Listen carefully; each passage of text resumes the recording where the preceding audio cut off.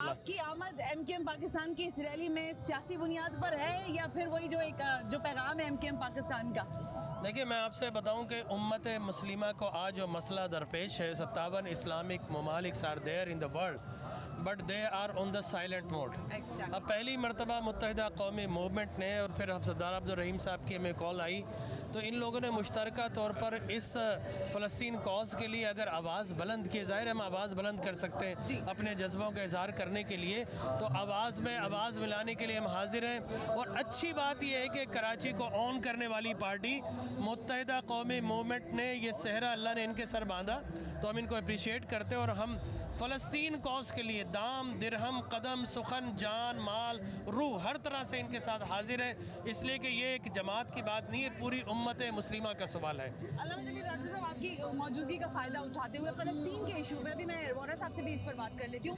फ़लस्तीन के इशू पर ज़ाहिर उलमा किराम की जानिब से पाकिस्तान की सतह पर अगर मैं बात करूँ तो सियासी जमातों से हटके मजहबी जमातें अपना एक पावर रखती हैं, लेकिन ये पावर रियासत को मैसेज नहीं देता, रियासत का कोई एक्शन प्ले नहीं होता सिंस लास्ट मैनी डेकेड्स।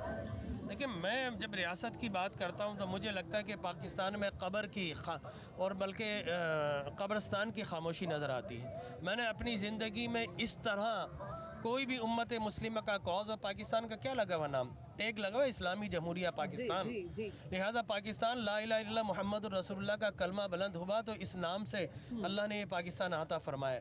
लिहाजा उम्मत मुस्लिमा की रहबरी और रहनुमाई के लिए पाकिस्तान बना था, लेकिन 57 इस्लामी ममालिक में शौमी किस्मत से आज पाकिस्तान सबसे पिछली कतार में हमें नज़र आ रहा है। और उसकी वजह देखिए, अवाम तो लड़ने मरने मारने के लिए तैयार है, अपना हर सब कुछ फ़लस्तीन के लिए लुटाने के लिए तैयार है, लेकिन आज ना कश्मीर के लिए आवाज़ बुलंद हो रही है ना फ़लस्तीन के लिए आवाज़ बुलंद हो रही है। तो क्या मसला है? पाकिस्तान की बागदौड़ कैसे लोगों के हाथों में हमने दे दी है जो बिल्कुल खामोश है?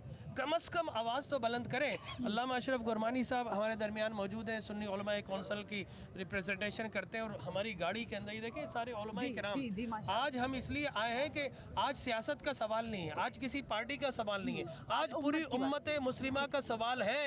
और आज मैं समझता हूँ शिया सुन्नी का भी सवाल नहीं है। आज ईरान और सऊदी अरब हाथ मिला ले, आप यकीन जानिए कि कुछ और चीज़ें बिल्कुल दिल भी मिला लें।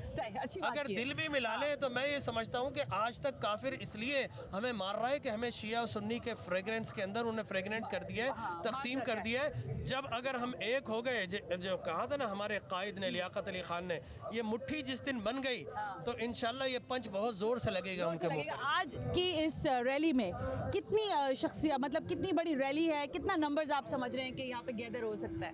देखें, कराची आप सबको पता है कि उम्मत मुस्लिमा का सबसे बड़ा शहर है, मुसलमान मुल्कों का सबसे बड़ा शहर है। और कराची में ये कोई सियासी इक़दाम नहीं है, जिस तरह डॉक्टर राठौर साहब ने कहा कि यहाँ हम उम्मत की खातिर जमा हुए हैं। हमने साबित करना है कि कराची में कम से कम तमाम उम्मती जो हैं वो एक ही स्लोगन पे खड़े हुए हैं, फ़लस्तीन की कॉज के लिए खड़े हुए हैं। और जैसे उन्होंने कहा, यहाँ किसी भी सेक्ट का या किसी भी सेगमेंट का कोई इशू नहीं है, ये सिर्फ़ और सिर्फ उम्मत का इशू है और उम्मत के इशू पर ये कॉल दी गई है और यहाँ पे सिर्फ़ और सिर्फ उम्मत मुस्लिमा खड़ी हुई है।